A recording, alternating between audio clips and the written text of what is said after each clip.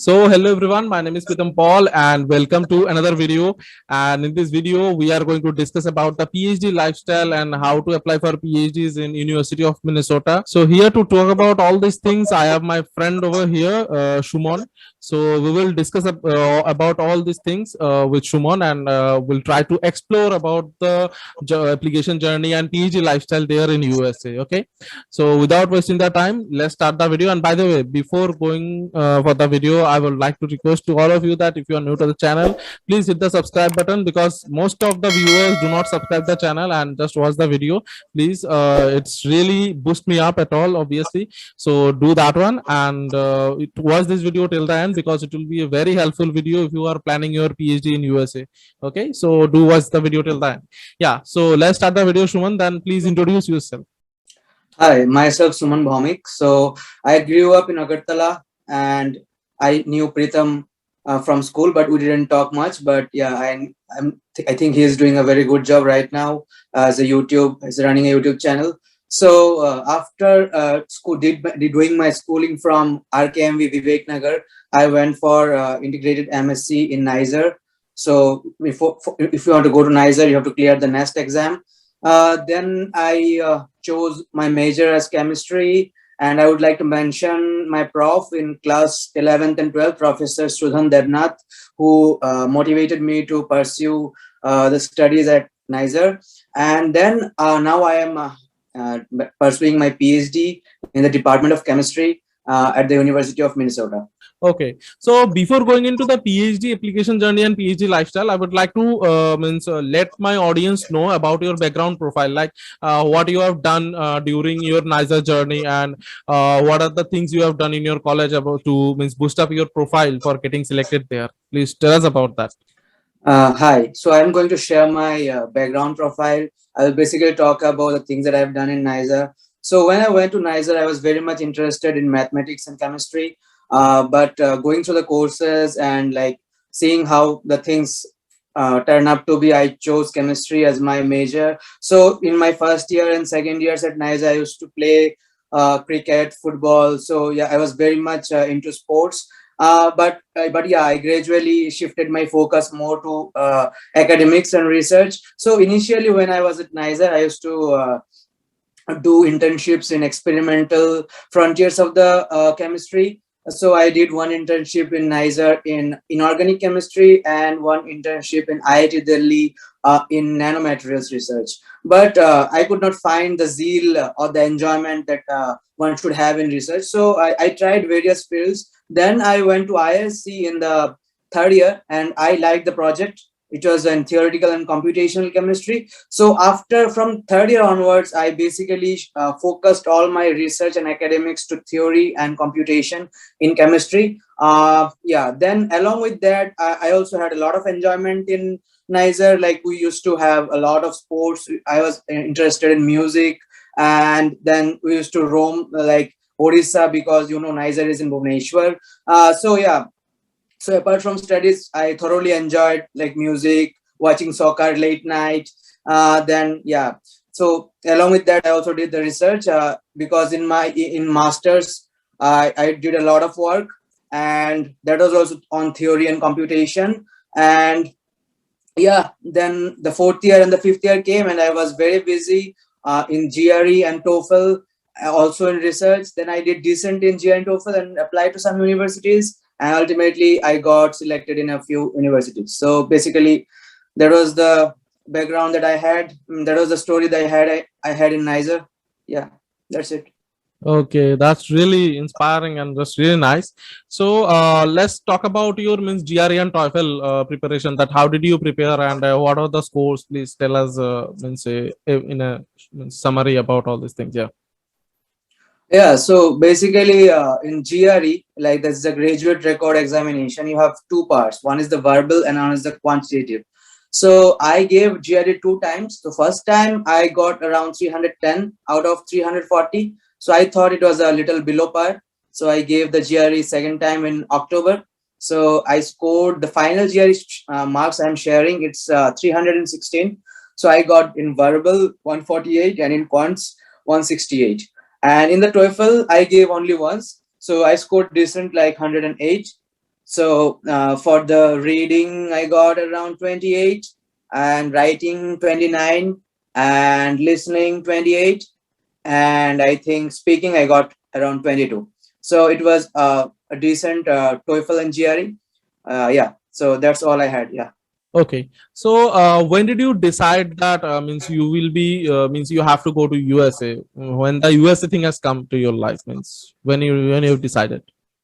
I think that's a very good question. Yeah. So first of all, when I was in like NISA for the initial years, I never thought of uh, doing PhD or even doing PhD in USA or something like that. But when I was starting to do the internships, basically my third internship at the ISC. So where I worked with the professor of ISC. So he was very encouraging, and I worked. Uh, very close to experiments whether I was doing some computation. So I getting to know like what research looks like and how you can like uh, like implement your skills or implement the things that you know best, if you know the best field that you will fit in. So that was the time that I thought of really doing PhD. And by the end of the third year, I was quite sure I would do PhD in USA, because I already explored several IITs, and I also good feedback from my seniors and my faculties that the research in theory and computation is very good in USA, and also the academics and the experience you can get by doing TAs if you want to do a job as a research professor, but also want to teach students. So by the end of the third year, I was quite sure that I was going to apply for That means PhD in USA. you were like the all those informations which were leading you to USA, that it's a perfect combo as a PhD scholar there. That's why I guess, yeah, that. Yeah, so I would say that uh, the alumni or the atmosphere or the environment that you are in plays a very big role in shaping your future or shaping your direction. So yeah, so it helped me definitely. Like when I was in NISA, we had a very good alumni. We had very good faculty members, and also my I had friends in a few ISers and few IITs who were also harmony or in symphony with my thinking, like that. Yeah, it's a very good decision if I take, like, if I give GRE and TOEFL and I try for a PhD position in USA. Yeah. Okay, so as we all know that doing a PhD in USA kind of country, if I can say that it's very tough to be selected. So let me ask you one thing: that what are the technical skills along with your academics degree? Obviously, doing a PhD in USA, obviously you need a lot of technical skills, soft skills also. So what do you think that what are the things students should know to means aim those kind of PhD courses at USA? So what do you think? Yeah, like coding or other stuffs, like what are the things I want to know about that? Yeah, so coming to this question, I would like to answer it in two parts. The first part, I would tell that what are the general things that, or the basic things that you should have. Then I will come to the technical skills. So that would cover the entire question, I think. Yeah. So the thing is that doing a PhD or setting up your applications and all, it's a process that keeps betters with time, right? If you give some time and if you have that thought or passion, so it will definitely come to place at some point of time. But the thing is that it is the process. Like when you join a masters or like bachelor's program, so you should always be decent in studies. Like you should not only study the things for CGPA but also for understanding, because if you don't understand, because and they will check that thing either in interviews or either in the SOP or the statement of purpose that you write, it will ultimately come to their face or their mind. So I would definitely say that just go through each and every course, like try to understand the field that you are in, and also maintain a decent CGPA, because many people will say that it doesn't help, but I would definitely say that sometimes it might be a selection cutoff or something like that. So better to maintain a good CGPA.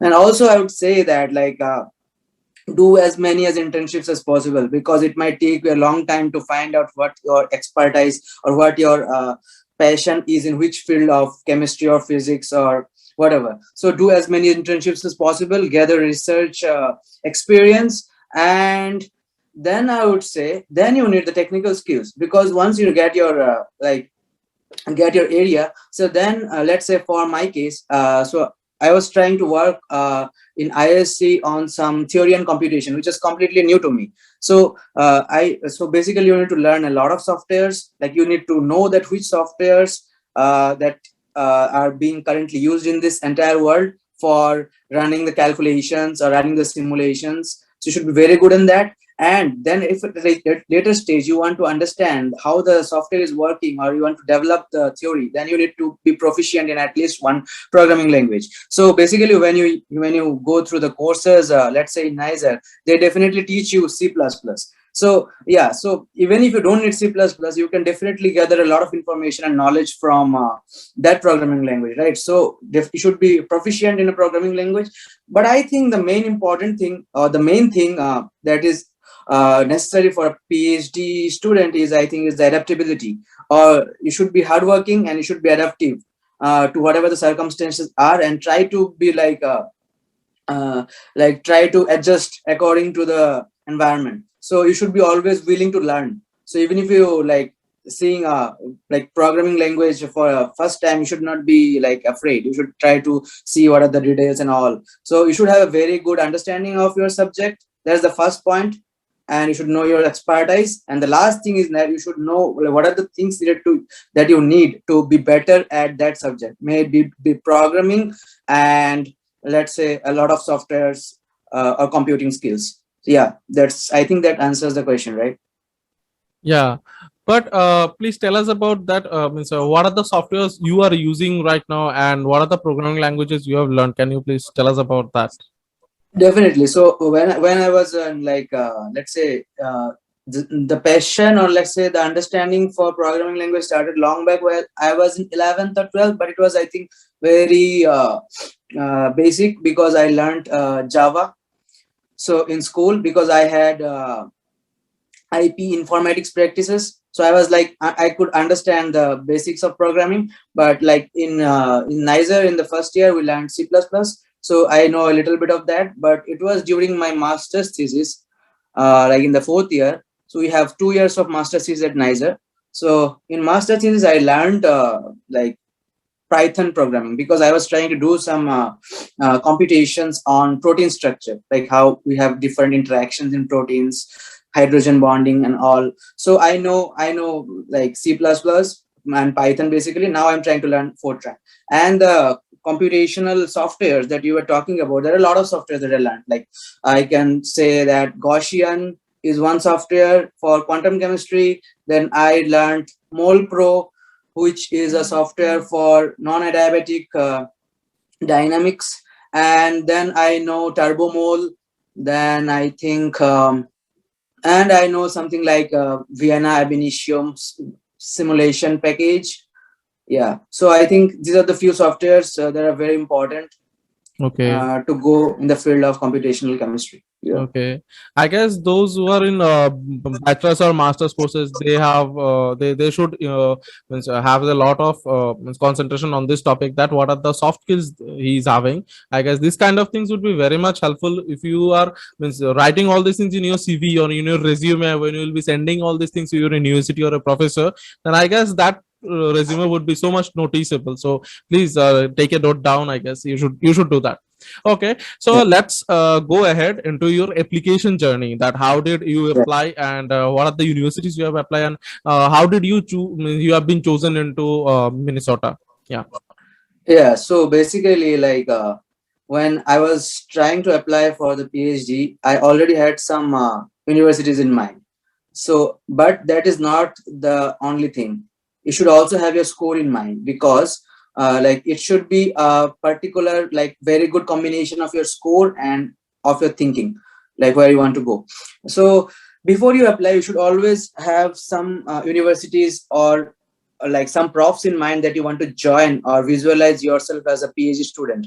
So the thing is that like you have some websites like Times Higher Education, QS, World Rankings, and US News, which you can follow. and like you can try the universities according to your criteria. So my criteria was like, since I was in a theory and computation of chemistry, so it's a branch of chemistry. So chemistry has a lot of frontiers. It's like organic, inorganic, physical, theory and computation, analytical, etc. So since it was a specific area in my field, so I used US News as uh, like website to to sort out the universities that I wanted to apply.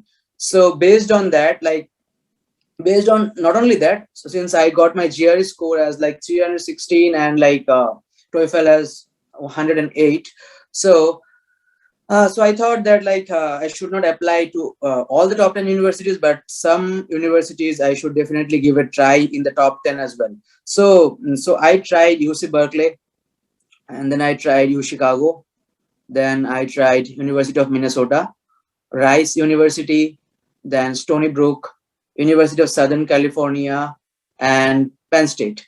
So I almost applied to 8 universities.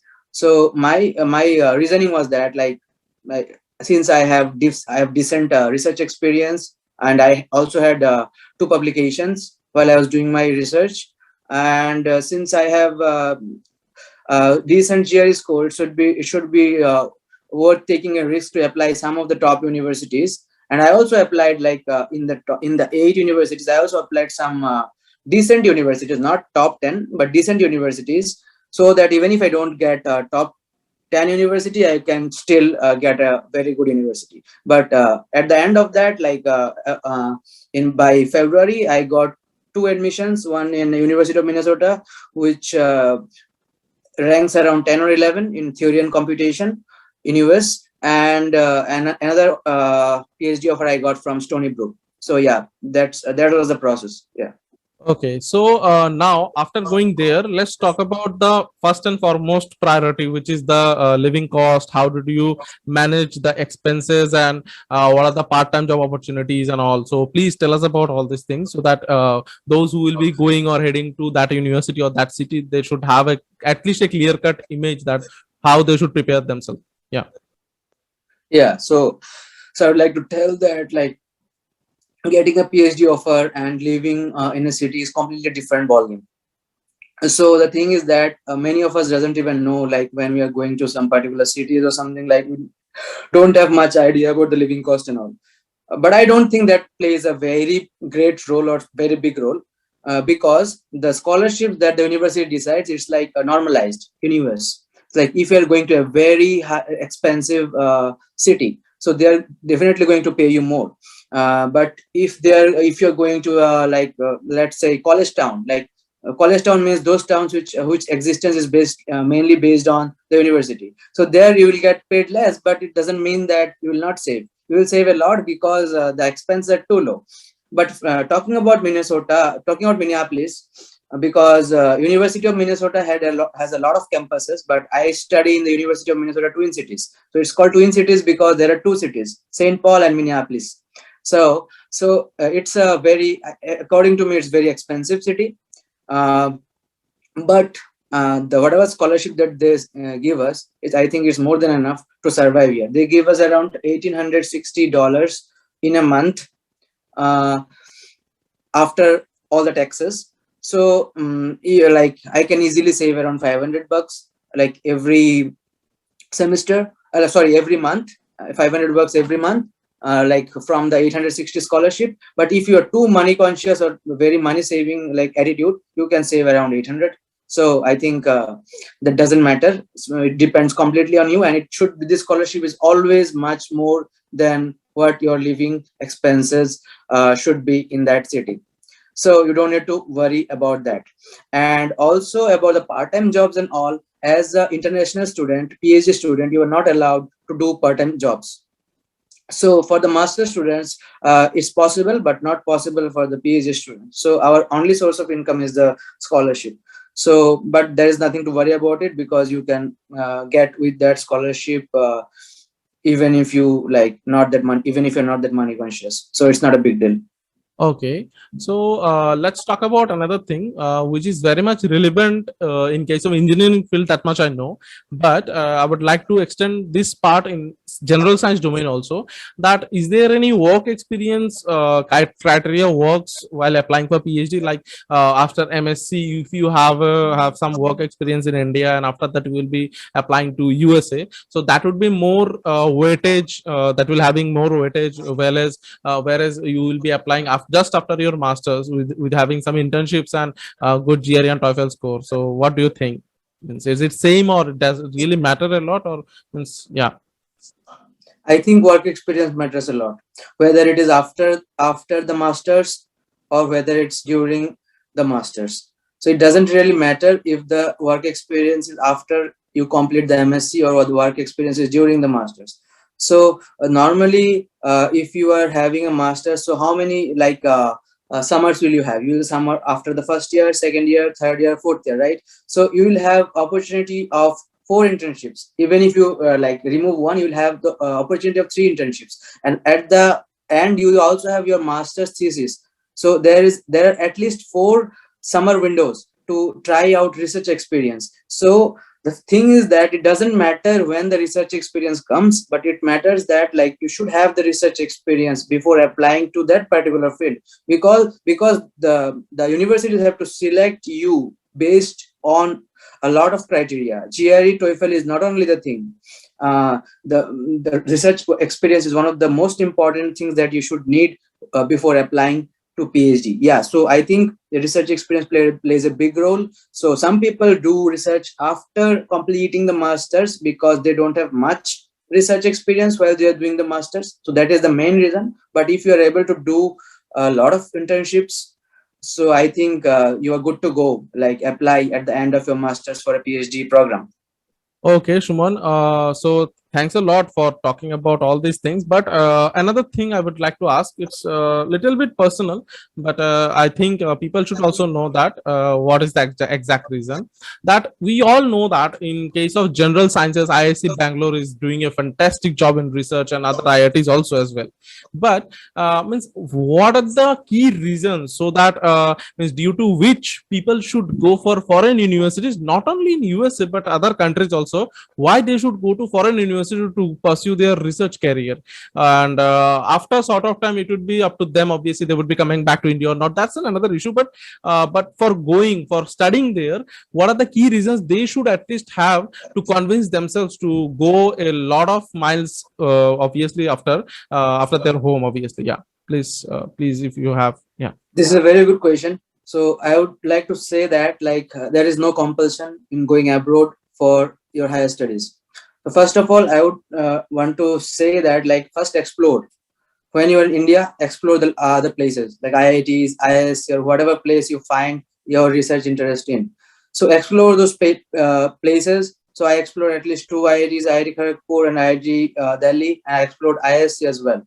So the main reason for me to join USA is that since I've already explored the places, and I got good feedback from my profs, and I also looked through the profiles of the researchers, like what they're working on. So I found a lot of options for me for my research in USA than India.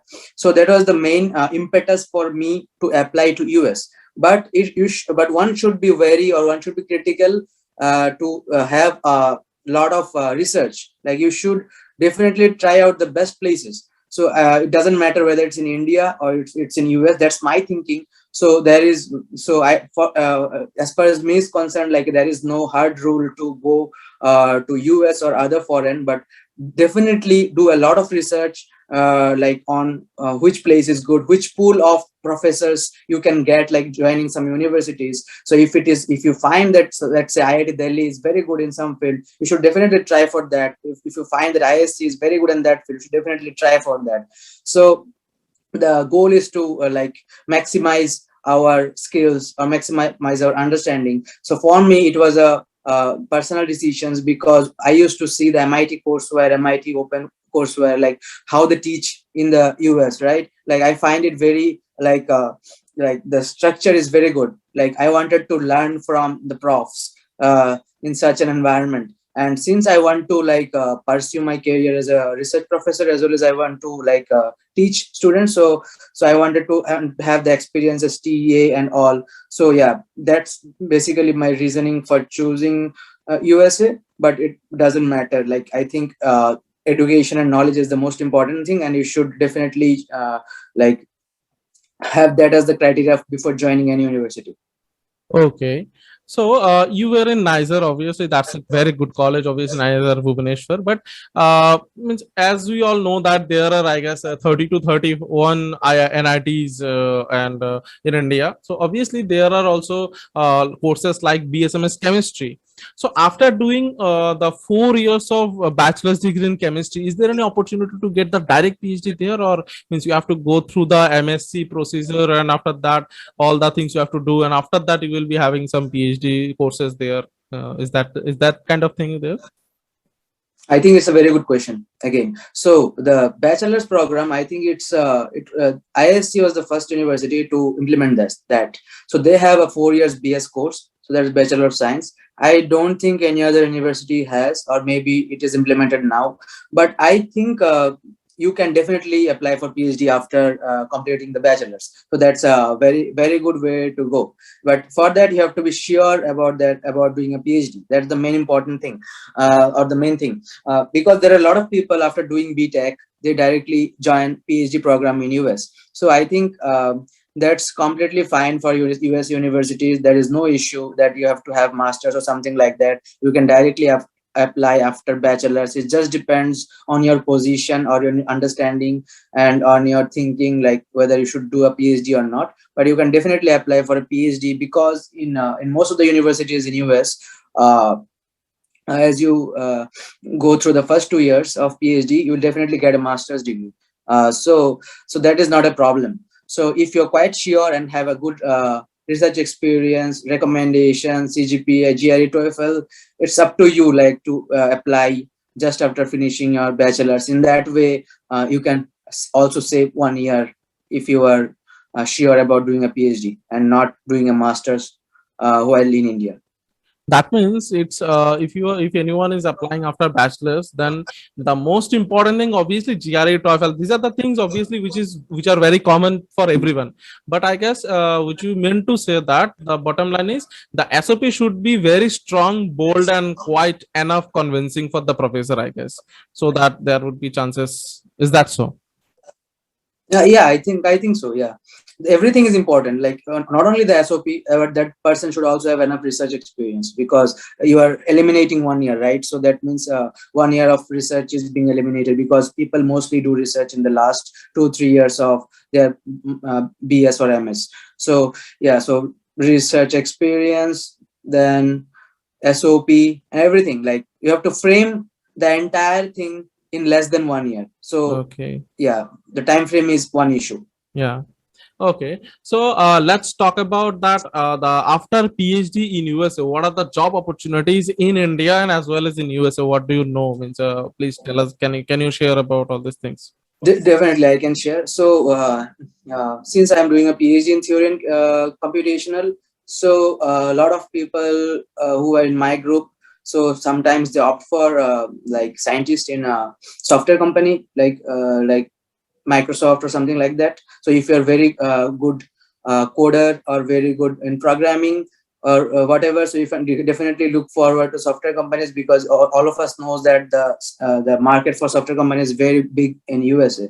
So, and also like for the people who are interested in becoming a professor or researcher like me, so the main focus is to do some postdocs or work in the national laboratories, like Los Alamos National Laboratory, Pacific Northwest, and there are a lot of national laboratories, just to have ideas. And after that, you can definitely apply for profs in US. And regarding the positions in India, I think first you need some postdoc experiences either in India or US. Then you can apply for professor positions in India. So basically, I'm interested in research, being a research professor. So these are the scope that I'm most interested in. But I would also like to have some experience some time in the future, like working in a software company or working in some national labs.